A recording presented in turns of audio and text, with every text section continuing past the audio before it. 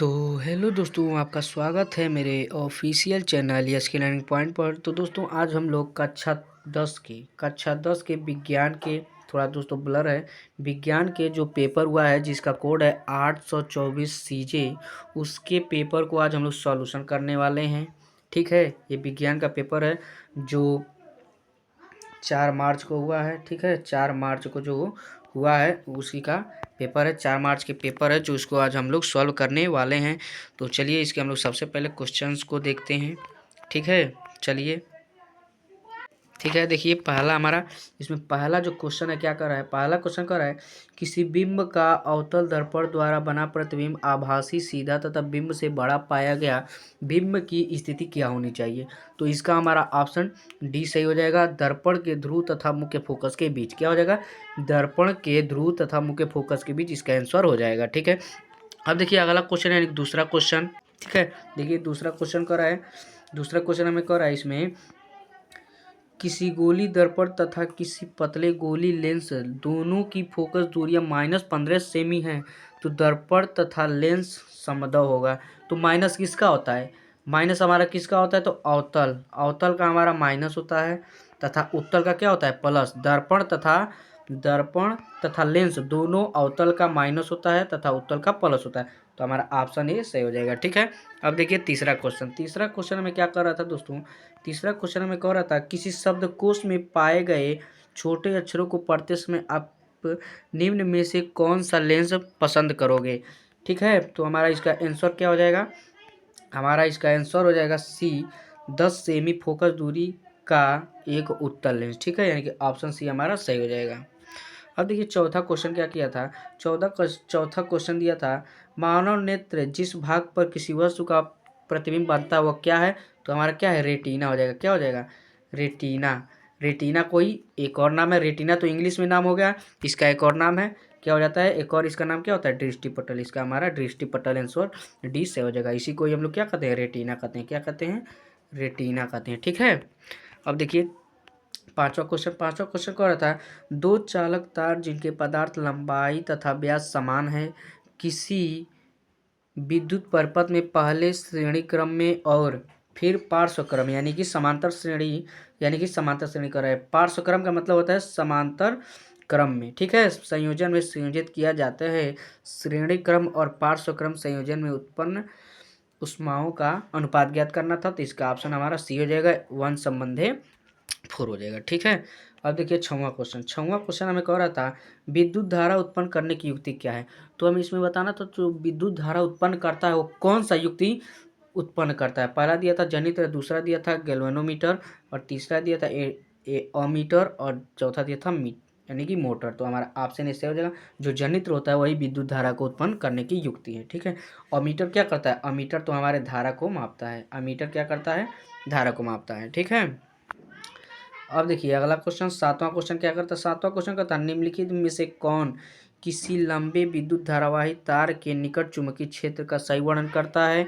तो चुंबकीय क्षेत्र की संकेंद्रीय क्षेत्र रेखाओं का केंद्र तार पर होता है, यानी कि ऑप्शन डी हमारा सही हो जाएगा, ऑप्शन डी हमारा सही हो जाएगा। ठीक है, अब देखिए भाग 2 आता है इसमें, उपभाग 2, ये हमारा केमिस्ट्री का क्वेश्चन होगा। किसमें, केमिस्ट्री का क्वेश्चन होगा। ठीक है, केमिस्ट्री का हमारा क्वेश्चन होगा। पहला क्वेश्चन देखिए क्या कर रहा था, पहला क्वेश्चन दिया था 1 बिलियन लाल लिटमस को, क्या लाल लिटमस को नीला कर देता है। तो लाल लिटमस को नीला कौन करता है, तो हमारा क्या करता है, क्षार करता है। कौन करता है, क्षार करता है। ठीक है, नीला कर देता है। इसका पीएच मान संभवतः क्या होगा, तो क्षार का पीएच मान कितना होता है, क्षार का पीएच मान 7 से हमारा क्या होता है, 14 होता है, और 0 से 7 तक किसका होता है, तो अम्ल एसिड का होता है। किसका होता है, एसिड का होता है। तो हमारा इसका ऑप्शन क्या हो जाएगा, डी सही हो जाएगा, 8 हो जाएगा। ठीक है, यही क्या है, क्षार है। ये भी अम्ल है, ये भी अम्ल है, ये भी अम्ल है। ठीक है, तो हमारा ऑप्शन डी सही हो जाएगा। अब देखिए इसमें नौवां क्वेश्चन कर रहा था। ठीक है, नौवां क्वेश्चन इसमें क्या कर रहा था, तो नौवां क्वेश्चन इसमें कर रहा था जिंक चूर्ण, यानी कि जिंक चूर्ण पर तनु सल्फ्यूरिक अम्ल यानी कि जेठयन पर प्लस H2SO4 यानी कि सल्फ्यूरिक अम्ल SO4 की अब क्रिया कराने से कौन सी गैस निकलती है? तो देखिए क्या होता है, ये जो SO4 यानी कि सल्फेट है, ZN से अब क्रिया कर लेता है, ZN SO4 बना लेता है और ये H2 गैस निकल जाता है, H2 गैस बाहर निकल जाता है। तो ऑप्शन डी हमारा क्या हो जाएगा? सही हो जाएगा ऑप्शन डी, यानी कि क्या निकल जाएगा? तो हमारा H2 गैस बाहर निकल जाएगा। ठीक है, अब देखिए 10वां क्वेश्चन क्या रहता है, एल्काइन का सूत्र क्या होता है? एल्काइन तो देखिए एल्काइन का सूत्र क्या होता है? CnH2n-2 क्या हो जाता है? -2। और एल्केन का क्या हो जाता है? यही पे जब प्लस कर देंगे तो एल्केन का हो जाएगा, और जब इसको मिटा देंगे, इसको क्या इतना कर देंगे तो इतना हमारा क्या हो जाएगा? इतना हमारा एल्कीन का हो जाएगा। और CnH2n प्लस 2 किसका हो जाएगा? देखिए ये एल्केन का है, ये एल्कीन का है। और जब देखिए क्या करेंगे, जब केवल माइनस लगा देंगे, ठीक है, जब केवल माइनस लगा देंगे CnH2n-2 क्या हो जाएगा? एल्काइन बन जाएगा। ठीक है, यानी कि हमारा ये सही हो जाएगा सी।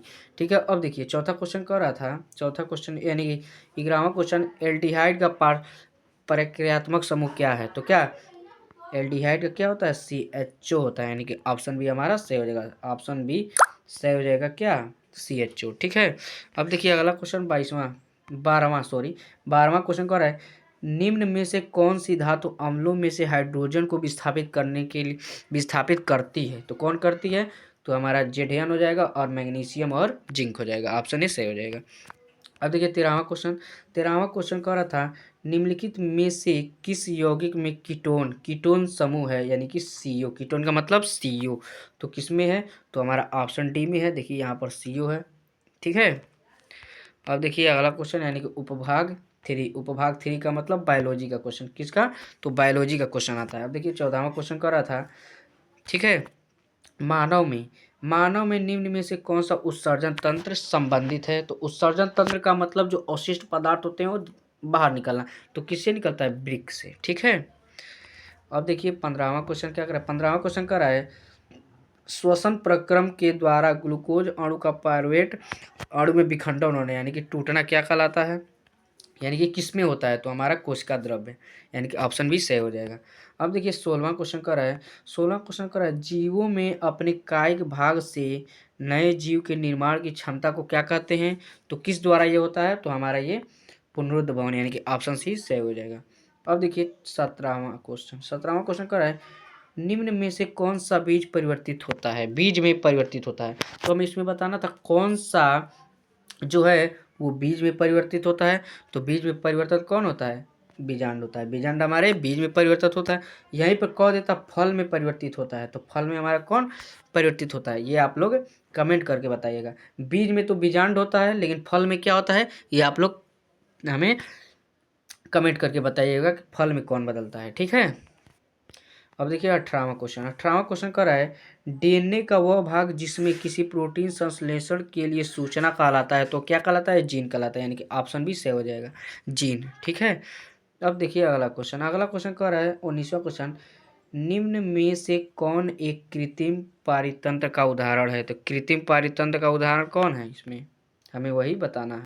ठीक है, तो ये जो हमारा क्वेश्चन है 19वां क्वेश्चन, इसमें पूछ रहा था निम्न में से कौन सा कृत्रिम पारितंत्र का उदाहरण नहीं है? तो क्या हो जाएगा? ऑप्शन डी हो जाएगा, मानव निर्मित कृषि भूमि। ठीक है, अब देखिए 20वां क्वेश्चन हमें इसमें कह रहा था, निम्न में से कौन सा पादप हार्मोन नहीं है? तो क्या हो जाएगा? थायरॉक्सिन हो जाएगा। ठीक है, ऑप्शन सी सही हो जाएगा।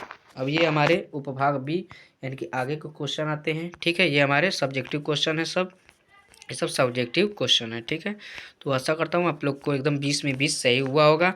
तो जय हिंद, मिलते हैं अगले वीडियो में अगले वीडियो के साथ। चलिए मिलते हैं अगले वीडियो में।